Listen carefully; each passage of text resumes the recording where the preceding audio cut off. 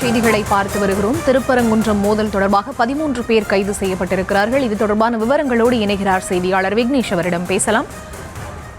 வணக்கம் விக்னேஷ், விவரங்களை நீங்க பதிவு செய்யலாம். அண்மை செய்திகளை பார்த்து வருகிறோம். திருப்பரங்குன்றம் மோதல் தொடர்பாக 13 பேர் கைது செய்யப்பட்டிருக்கிறார்கள். திருப்பரங்குன்றம் மலையில் உள்ள தீபத்தூணில் தீபமேற்ற வேண்டும் என கோரி போராட்டத்தில் ஈடுபட்ட 13 பேர் கைது செய்யப்பட்டிருப்பதாக அண்மை செய்திகளை பார்த்து வருகிறோம். விவரங்களை தர இணைகிறார் செய்தியாளர் விக்னேஷ். அவரிடம் பேசலாம். வணக்கம் விக்னேஷ், விவரங்கள்.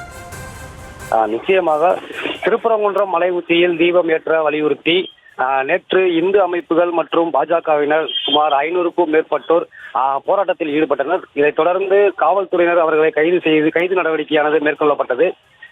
மலை உச்சியில் தீபம் ஏற்ற வேண்டும் என 100 ஆண்டுகள் போராட்டத்திற்கு பிறகு நீதிமன்ற உத்தரவானது பிறப்பிக்கப்பட்டது. இந்த உத்தரவை இந்து அறநிலைத்துறை அதிகாரிகள் மேல்முறையீடு செய்து தீபம் ஏற்ற முடியாது என மேல்முறையீடு செய்யப்பட்டது. அதைத் தொடர்ந்து நீதியரசர் ஜி ஆர் சுவாமிநாதன் 6 மணிக்கு மலை உச்சியில் தீபம் ஏற்ற வேண்டும், இல்லை என்றால் 6:05க்கு நீதிமன்ற அவமதிப்பு வழக்கு அறநிலைத்துறை மீது பதியப்படும் என உத்தரவு பிறப்பித்திருந்தார்.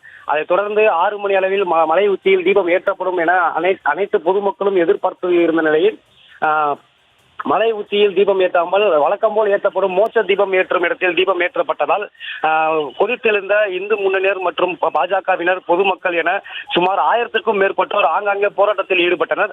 தொடர்ந்து மலை மீது ஏற முற்பட்ட 500க்கும் மேற்பட்ட பாஜகவினர் மற்றும் இந்து அமைப்பினர் கைது செய்யப்பட்டு காவல்துறையினருக்கும் அவர்கள் தள்ளுமுள்ளு ஏற்பட்டு போராட்டமானது நடைபெற்று வந்தது. இதைத் தொடர்ந்து நீதிமன்றத்தில் இருந்து மத்திய தொழில் பாதுகாப்பு படை வீரர்களை அனுப்பி வைத்து அவர்கள் மூலமாக வழக்கு தொடர்ந்த நபர்கள் உள்ளிட்ட 5 பேர் மட்டும் மலை உச்சியில் சென்று தீபம் ஏற்ற வேண்டும் என நீதிபதி உத்தரவிட்டிருந்தால் தொடர்ந்து காவல்துறையினர் 144 தடை உத்தரவை காரணம் காட்டி சிஆர்எஃப் வீரர்களையும் இந்து அமைப்புகளையும் மலையில் செல்ல அனுமதிக்க முடியாது என பேச்சுவார்த்தையானது ஈடுபட்டு தொடர்ந்து பேச்சுவார்த்தை கைவிடப்பட்டு போராட்டமானது கைவிடப்பட்டது. அதைத் தொடர்ந்து போராட்டத்தில் ஈடுபட்டு அத்துமீறி பொது சொத்துக்களுக்கு பங்கம் விளைவிக்க உள்ளிட்ட பல்வேறு வழக்குகளின் கீழ் 15 பேர் மீது வழக்கு பதிவு செய்யப்பட்டு இதில் 13 பேர் தற்போது கைது செய்யப்பட்டுள்ளது குறிப்பிடத்தக்கது.